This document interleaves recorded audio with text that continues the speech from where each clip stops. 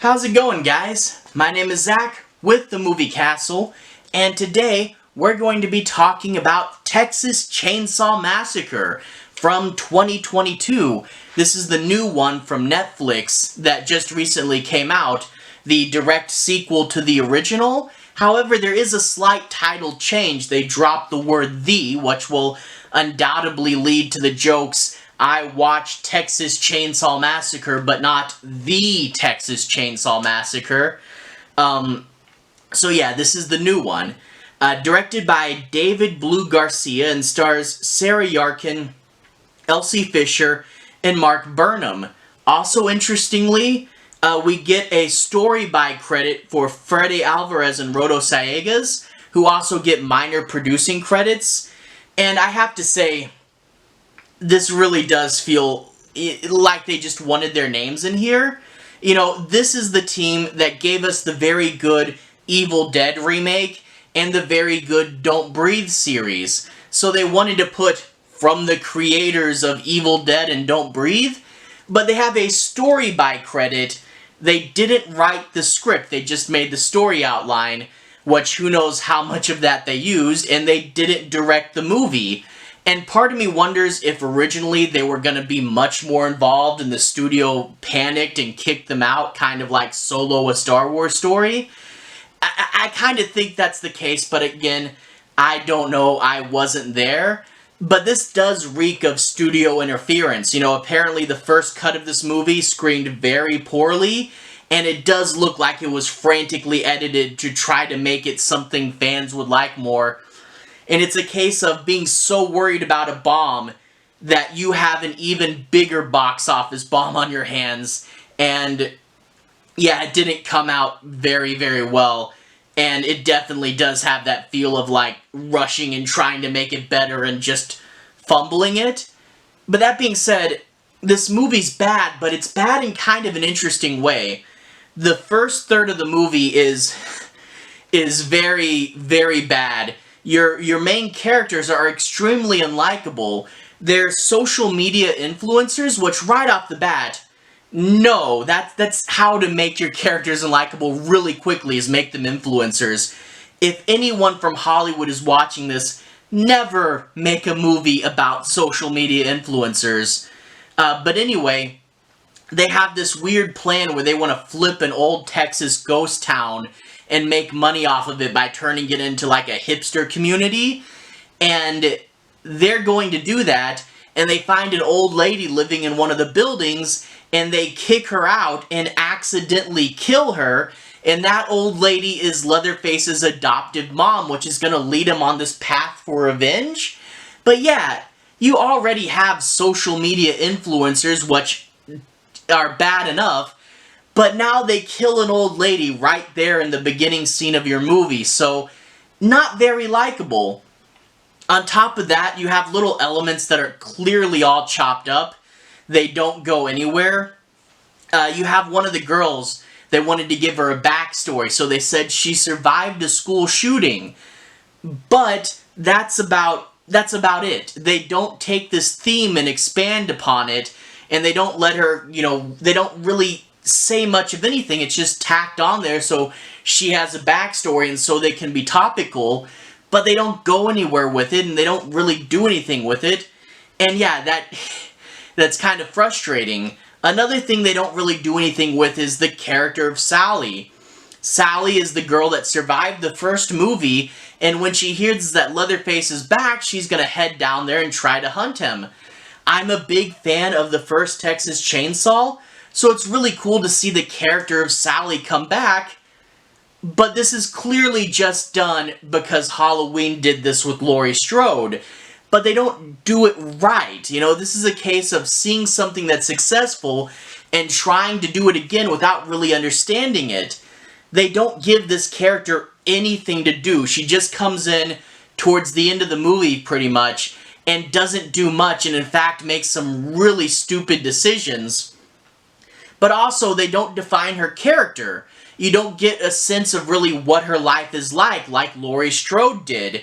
And also, part of the reason why Laurie Strode coming back was a big deal is it was the original actress, Jamie Lee Curtis, And here, it's a new actress. Now, granted, the new actress does a good enough job and looks enough like her, but still, we are missing that weight. So, they took an idea because Halloween did it, and then they just didn't do it near as well as Halloween did.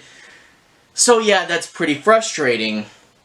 But anyway, you have all these, and those elements don't work, but then you get to the last third, the last 2/3 rather, and they're a dumb, fun, so bad it's good slasher movie.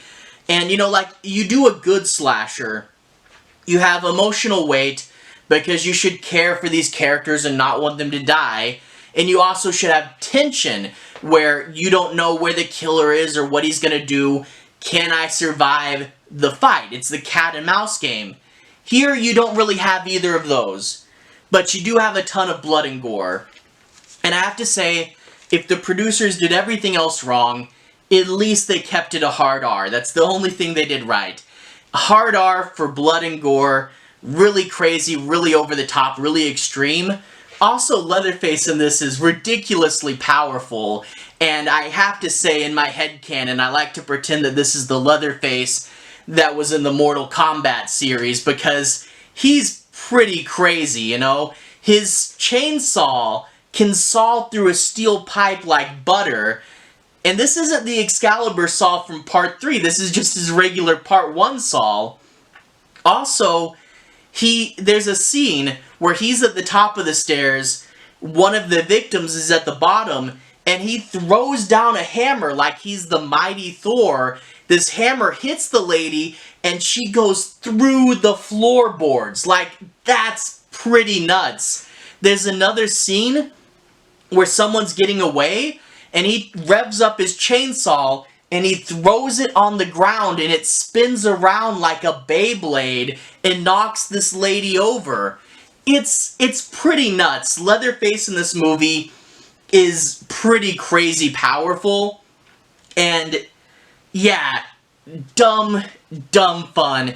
I don't want to say it's good, but it's definitely enjoyable. There are parts like the Beyblade chainsaw where, you know, it's supposed to be really big and threatening, but the group I watched this with, we just laughed at it. So if you want a dumb, fun slasher, definitely the last 2/3 are for you.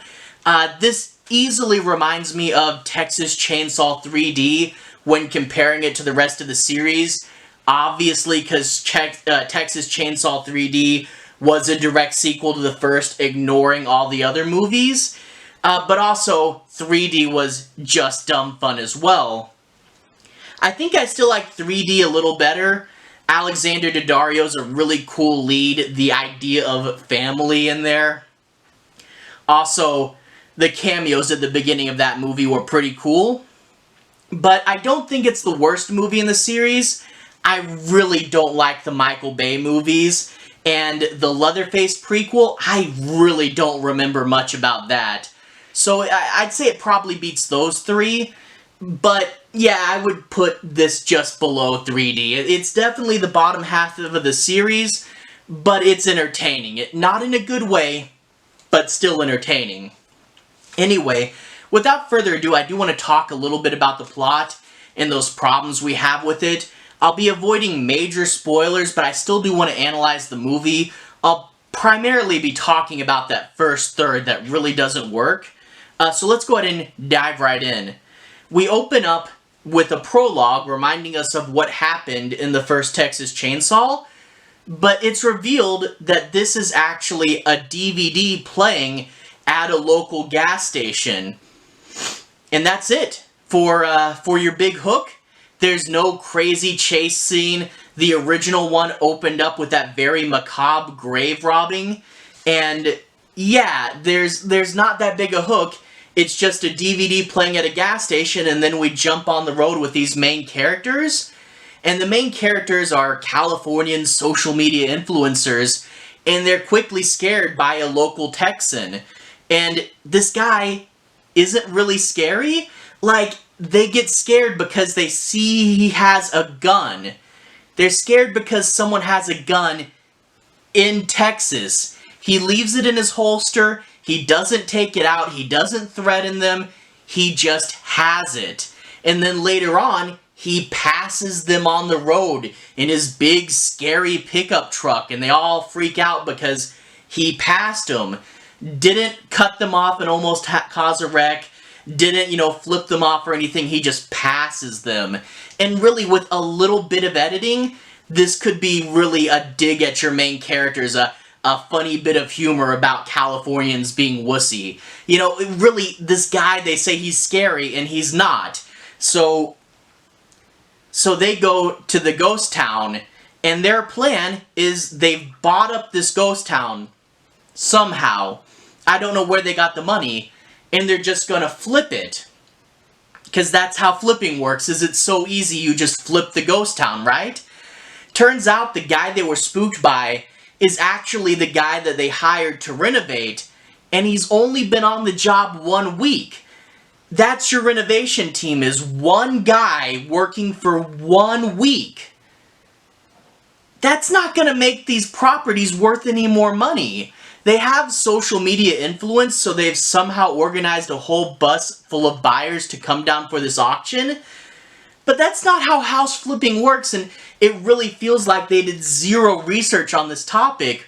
House flipping is hard. You take a property, you make it more valuable, then you resell it, but they just have this thing where we'll buy it, sell them, and it'll be a hipster community with no effort. One guy will work on the town for a week and it'll just be good and everybody will want these properties. That's not how house flipping works. Anyway, before the bus comes, they see one of the buildings has a Confederate flag hanging in it, and they go inside thinking they own the building, and they find that there's this old lady still living in there. And she says that this building used to be an orphanage, and she's devoted her life to helping children that didn't have a home.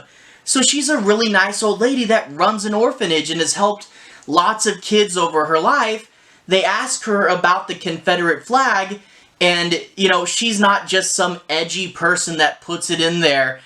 She says it's a real Confederate flag from the actual war, and it's been in her family for ages. It's really more of a historical artifact than anything else. She doesn't believe in the hate that a lot of people associate with that. And in fact, one of the people in the group is a black guy, and she offers him tea and sits down with him and isn't rude or anything. But they say, we own this building now, we need you to leave. And she goes, this is my house, and you don't own it. I've cleared things up with the bank, it's still mine. Well, they called the police, and they have her escorted out of this house, but she's so old and frail that the moment the police touch her, she collapses, and they have to call an ambulance, and her son, not really her son, but like the last orphan in this building, picks her up and takes her to the ambulance. A big guy, clearly Leatherface. Now, after they leave with the mom and Leatherface in the ambulance, one of the group goes with them as well. They shockingly don't care very much this old lady's going away in an ambulance, but the guy who's their handyman takes their keys and says, don't leave, you just killed that lady. And they go, she was in our building. And he says, I don't think so. They checked their records and found out they didn't buy that building. They did break into this lady's house and have the police drag her away from her own house. So yeah, that's pretty bad. They just, sent an old lady to the hospital. But the thing is, a lot of them don't care. The main girl kind of cares, but it's not really super a big deal. Like I said, this is something that they should really have weigh on them. It's an old lady that ran an orphanage, but they really don't care that much. But anyway, Leatherface is out there, halfway to the hospital. His mom dies, which sends him into a rage. Now, a lot of people talk about the cartoony violence of Halloween Kills. This is in here, and to a quite extravagant degree. Leatherface freaks out, he breaks someone's arm, and by the way, the arm was in mid-air. It wasn't rested on anything that would give it resistance. That's really how you break bones, is when it's resistance and force and it snaps. It's mid-air, He whips the guy's arm, it breaks, there's 2 exposed bones, and he shoves the guy's own bones into his neck to kill him. That's pretty crazy and extreme. So that guy's dead, and the ambulance crashes, and after Leatherface takes care of everyone in the ambulance, he goes to his adoptive mom. Now, it's kind of weird he has this adoptive mom. After the original Texas Chainsaw, the old man and grandpa were still alive, but I guess they eventually dumped him off at this orphanage, but we can infer that this lady has taken care of him for most of the time gap. So she's dead, Leatherface is upset, and he cuts her face off, holds it up to the sky, it's a really good shot, and puts it on as his new mask. Now, I like the symbolism here. I'm gonna wear the face of who you wronged and why I'm coming here. It's good symbolism, but the mask doesn't look very good. It's way too flesh-colored for most of the movie until it gets dirty. It also sits weirdly low and just looks odd. So yeah, I don't like this mask. It's one of his worst masks in the series. Also, he just takes the mask and puts it on his face, and it just sticks there. Maybe I missed something, maybe he strapped it on somehow or sewed it on, but it looks like he just plops it onto his face like a Lego. And I get it would have blood and various flesh goo to stick it on his face, but it stays there the whole movie, even when he runs around and stuff. So I don't know what's keeping the face on this time around, but whatever. And of course, he heads back to the town, and that's where we get all the fun blood and gore. And it's really hard to say too terribly much about this because, you know, you kind of get it in the sentence. Fun, dumb, slasher goodness, tons of blood and gore. Not great, not, you know, a really good slasher, but really dumb fun. There is a scene, they show it in the trailer, the bus scene, and you really get the idea that they're trying to do the raft scene from The Burning, you know, a bunch of people stuck in a small space with the slasher character coming in. The raft scene in The Burning, obviously a lot better, but it is kind of interesting, a whole bunch of people for Leatherface to kill at once. This probably has his highest body count in the series. It's okay. That whole humorous bit where they're trying to cancel him and live stream it, the whole movie isn't like that. It is about influencers, but it's not cheesy humor the whole time around. So the bus sequence is okay, and like I said, there's the Mighty Thor hammer scene, there's the Beyblade chainsaw scene, and, you know, by the end of it, the final 2 girls, you kind of start to get to know and care for them a little bit. But, yeah, it's not great. The first movie had a real good sense of horror behind it. It had a documentary-style filmmaking. It all felt real, and a lot of people believe the Texas Chainsaw Massacre was a real thing that actually happened. That's nuts. But that being said, this is just dumb, over-the-top fun. The first movie, you're wandering into a place that you shouldn't have seen, the horror of the back roads. This is just cheesy. I do like the town setting, the idea that Leatherface has a whole little town to run around and that it's abandoned so you can tear through all the buildings. The setting's pretty cool, and every now and then you get a really good shot, a really good bit of cinematography. And if you just want dumb fun, that's definitely there. But yeah, no substance behind it. And I think if we had let the real, you know, Fede Alvarez, Rodo Sayagues version of this film come out, it would be a cult classic. You know, everybody would like it. You know, it may not have been the biggest thing ever, but people would say, oh yeah, Texas Chainsaw Massacre, that was a really good reboot. But as it stands, it's just going to be a relatively forgettable bit of cheese. It may be like Part 4, where people kind of have a cult following towards this, even though it's not really the best thing ever. And I did enjoy the slashery moments. It's just, yeah, overall not very well made and just dumb. But I guess that's not the worst thing ever. Dumb is better than straight up bad, and there was fun and entertainment to be had, but only on an ironic level, and that's really the only people I could recommend this to, is people that are in it for, you know, so bad it's good movies. Anyway, to everyone who's watched so far, thank you for watching, and to everyone who's liked and subscribed, thank you. You really are helping the channel out. I'll leave a relevant playlist on the bottom. This should be my Texas Chainsaw Massacre playlist. I've reviewed about half the movies, and I do want to get to the whole series eventually. It's just one of those things where I want to, you know, get it and do it right, and I don't want to just rush through them.